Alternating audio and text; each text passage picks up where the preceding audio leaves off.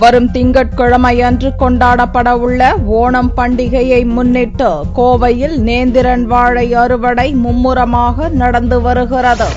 கோவையில் 5000 ஏக்கரில் வாழை சாகுபடி செய்யப்பட்டுள்ளது.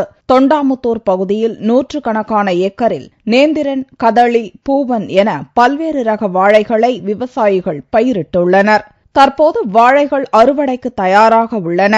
மலையாள மக்களால் ஆண்டுதோறும் கொண்டாடப்படும் ஓணம் பண்டிகையில் வாழை இலை, வாழைக்காய், வாழைப்பழம் ஆகியவை முதன்மையாக இடம்பெற்றுள்ளது.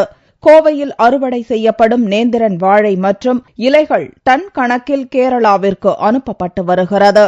கோவை மாவட்டத்துல மொத்தம் 12 வட்டாரங்கள்ல வாழை அதிக அளவு பயிரிடப்பட்டு வருகிறது. இதுல தொண்டாமுத்தூர் வட்டாரத்துல மட்டும் பார்த்தோம்னா சுமார் 160 ஏக்கர்ல வாழை பயிரிட்டு வர்றாங்க.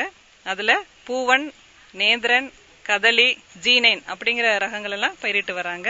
இதுல நேந்திரன் நேற்றைய நிலவரப்படி சுமார் 400 டன் அறுவடை பண்ணி கேரளாவுக்கு அனுப்பியிருக்கிறாங்க. இதுல நல்ல விலையும் கிடைக்கிறது. ஓணத்தை எதிர்பார்த்து இது அதிக விலை கிடைக்கிறதுனால எல்லா விவசாயிகளும் மிகவும் சந்தோஷமா இருக்கிறாங்க. ஓணம் பண்டிகையை முன்னிட்டு வாழைக்கு நல்ல விலை கிடைப்பதால் கோவை மாவட்ட விவசாயிகள் மகிழ்ச்சி அடைந்துள்ளனர். இப்ப கிட்டத்தட்ட ஒரு 7-8 டன் வரைக்கும் வெட்டி இருக்கிறேங்க.